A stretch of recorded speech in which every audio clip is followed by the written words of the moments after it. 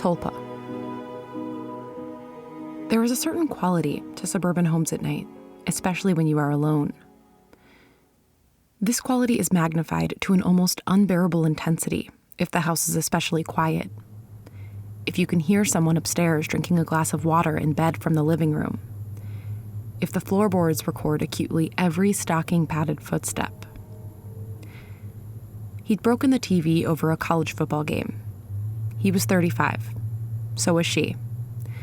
That sort of thing wasn't a stated reason for her breaking up with him, but it wasn't far from the front of her mind as she broke the news to him, either. And now she wished, deeply, bordering on desperate, that he was here. The TV was broken, and it was very, very quiet. 3 years was a long commitment to throw away, and 35 certainly felt a bit old to be starting anything new from scratch.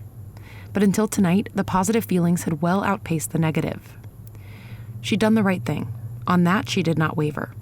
Could not waver. She'd done the right thing. She'd lived in this house for a year and a half, and had never more than politely waved at her neighbors across the street. What name would she even call out if she pulled back her shower curtain and found a man with a long knife leering at her? The most Freudian of murder fantasies. And don't stab wounds look so pedestrian? Just little irregularities. A white pickup truck drove slowly down the street, Public Works orange light flashing across all the garages and gently sloping lawns along the block, low motor hum, pumping out a steady fog of pesticide. She was trying to read a book. A real book, a serious book. It had been years. College.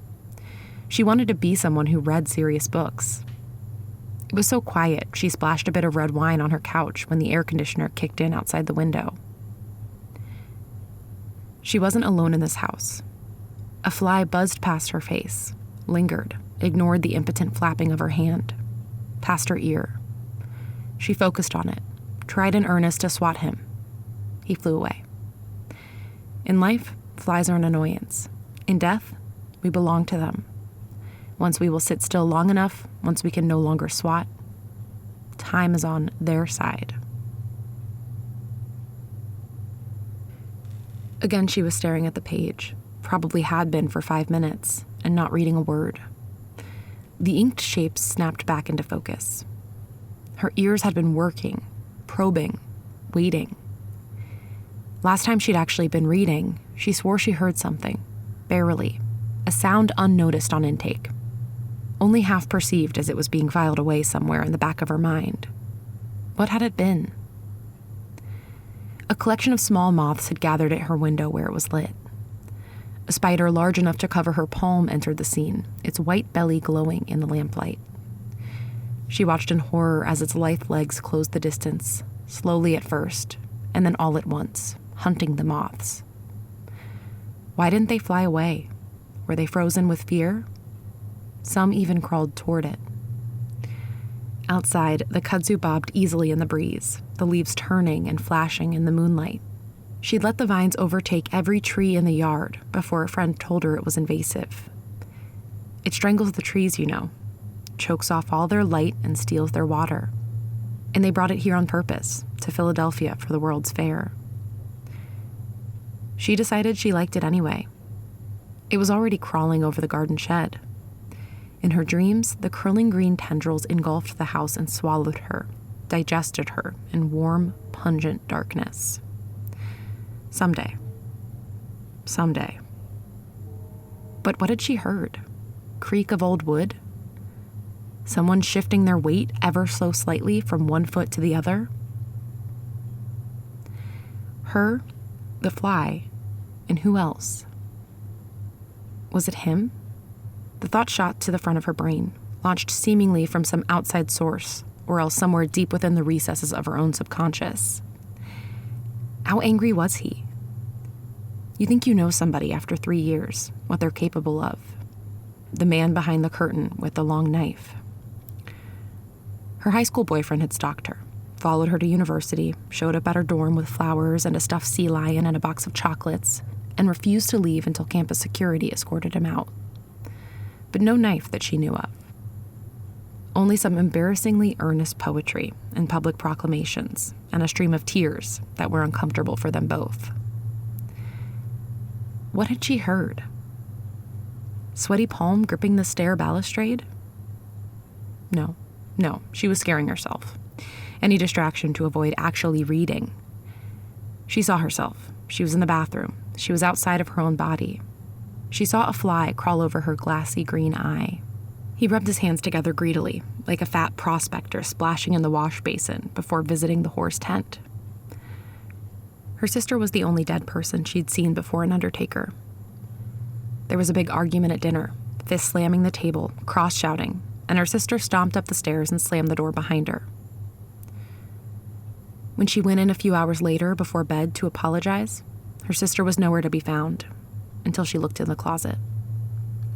Her fists were clenched, and the veins on her neck were etched like pale tattoos. Outside the window, an owl called.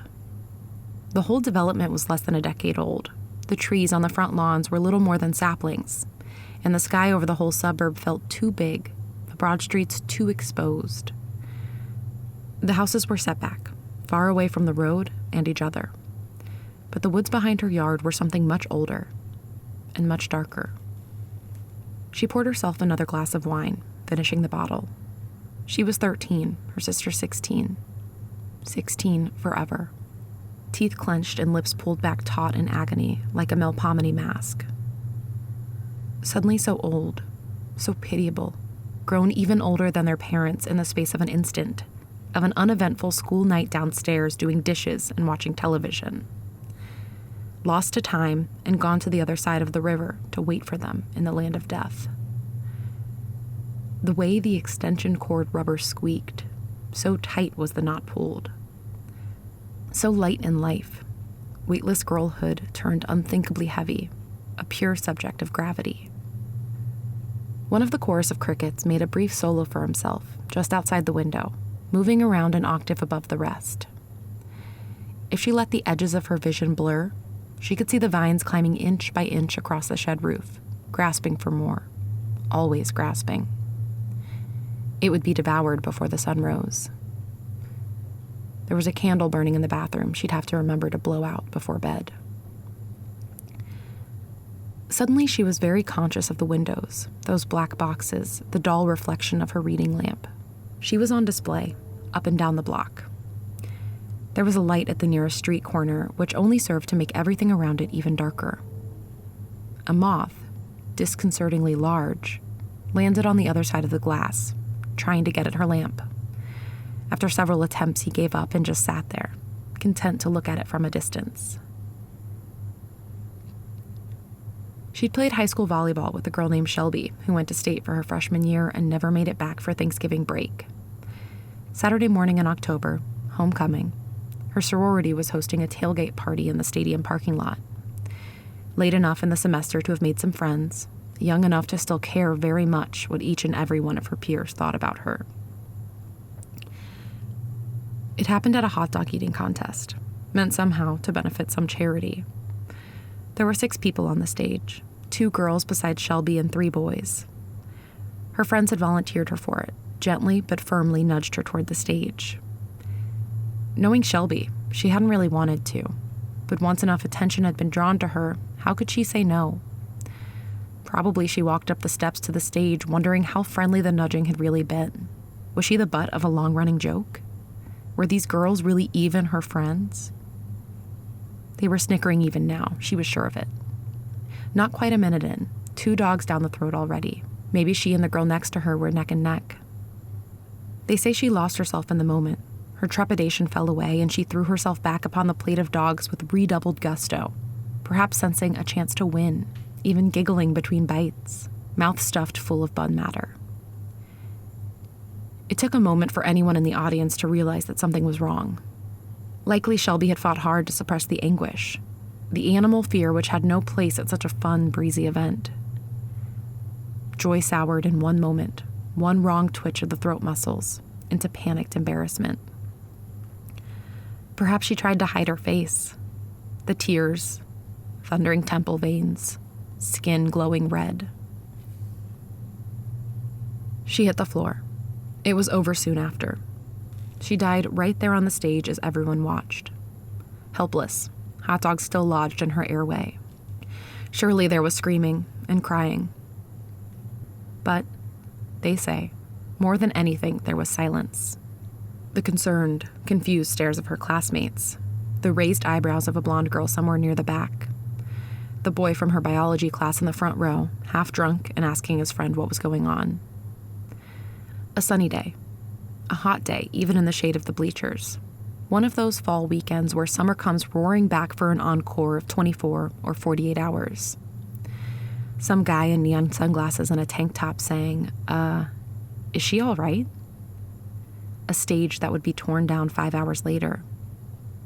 What a place for it to end. They never crowned a winner.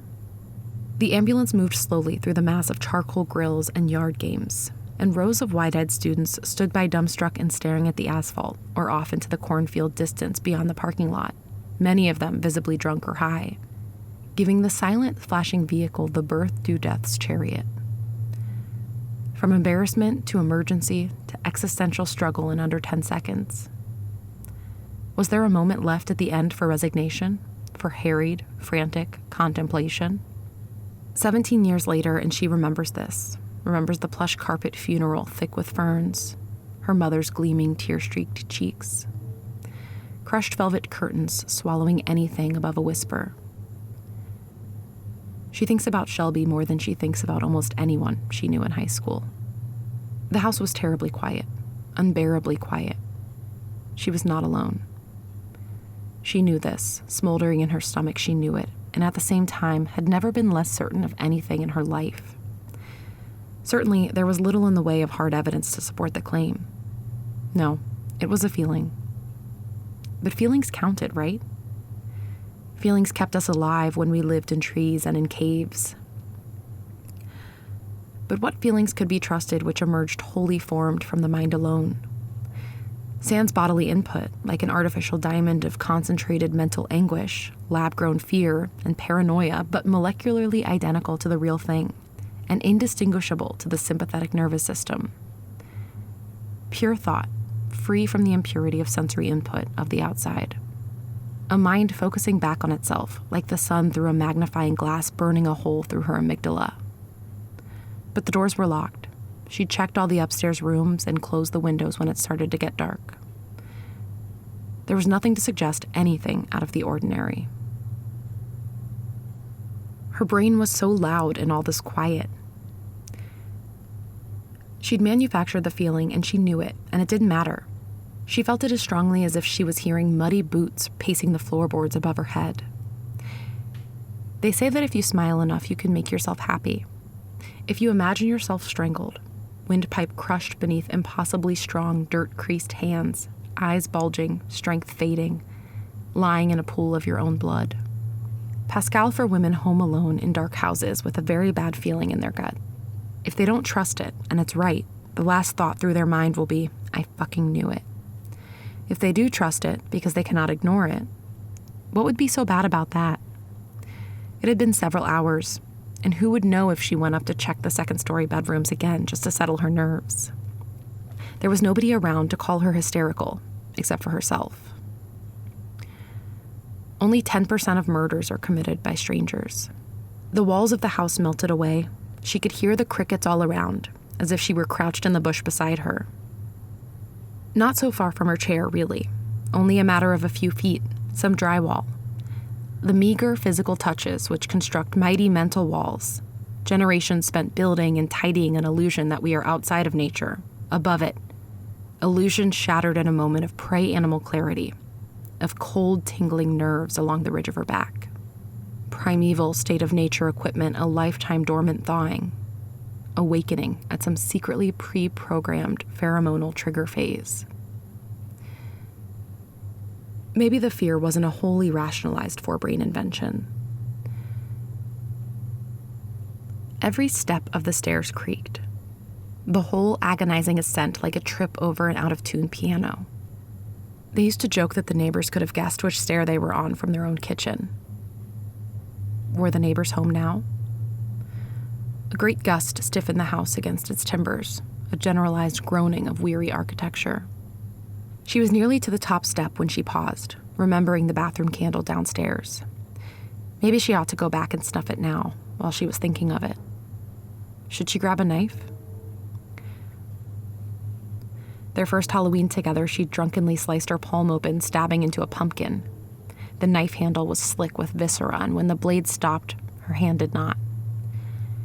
He had stared at the blood, mouth making little silent bowels like a fish, more shocked than she was. She bandaged her own wound while he breathed deeply and tried not to throw up or pass out. Back of his hand on his forehead, every few minutes asking if he should call 911. Where was he right now? Was he counting her steps up the stairs? Was he standing 6 feet away from her right now in the linen closet, straight-backed, palms grazing the bath towels? Thinking of the same old joke, wondering about those same neighbors? How long had she been holding her breath? The wind rose again. It sounded like the precursor to a mighty storm. That man had followed her a long way toward home, leaving the store that afternoon. He was walking on the other side of the street, maybe half a block behind her. Her nervous glances must have tipped him off as he turned down a street a few blocks away from her house.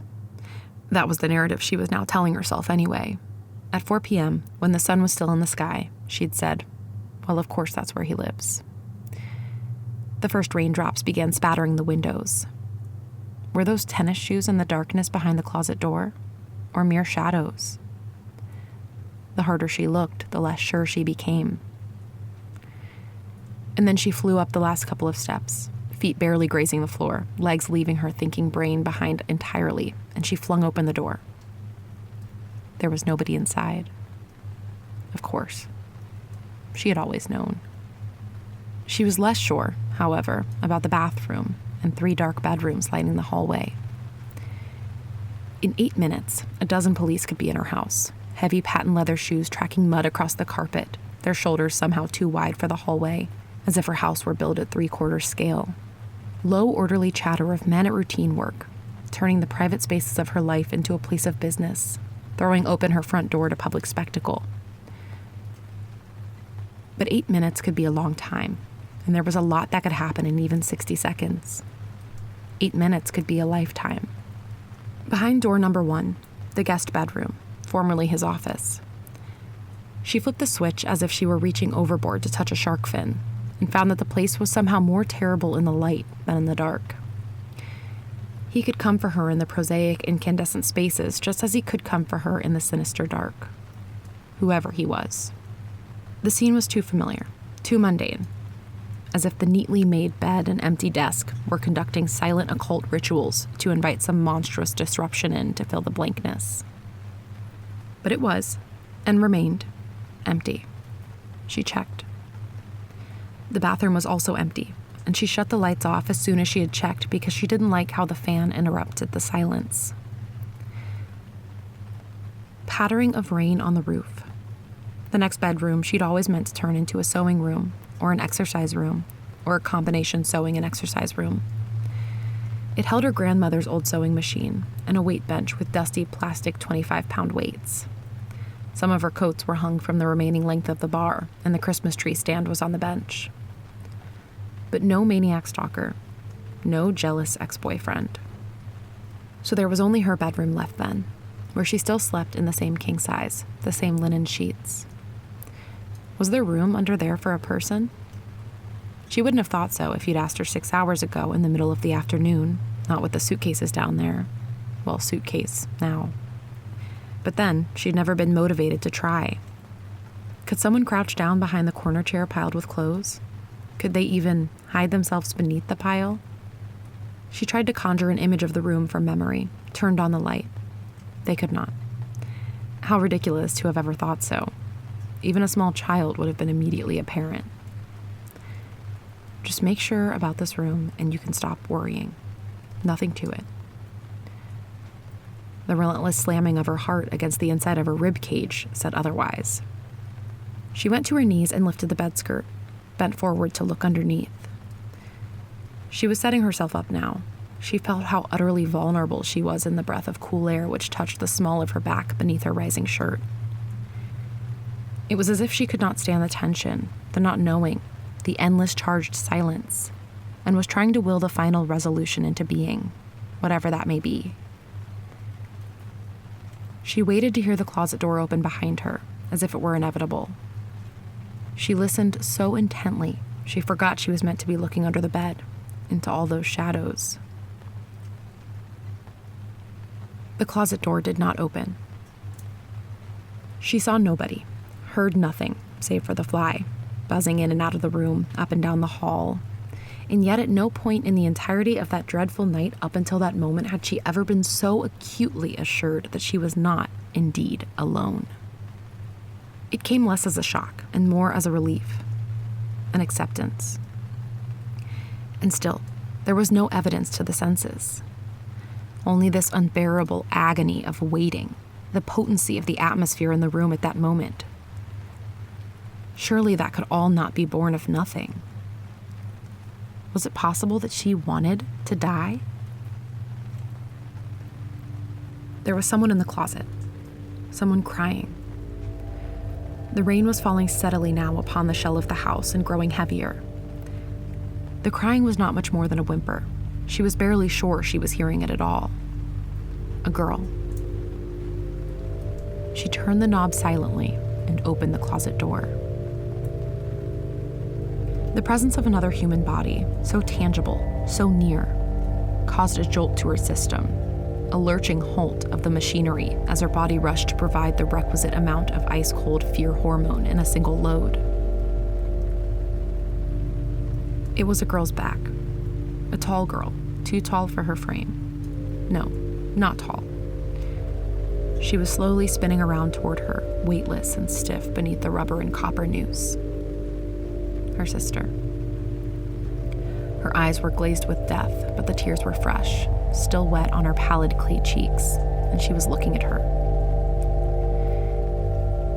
It looked as if it took no minor effort and some considerable strain to open her mouth, and when she did, little emerged but a soft squeak, a dry, barely audible scraping of her two vocal cords. And then she was gone, turned back into an empty dress on a hanger. She stood there a while in disbelief. She'd seen her sister as sure as she'd felt the doorknob in her sweaty palm. But as 1 minute followed another, the hot-faced panic began to drain. Her wild beating heart came to heel. And yet, there was still something there.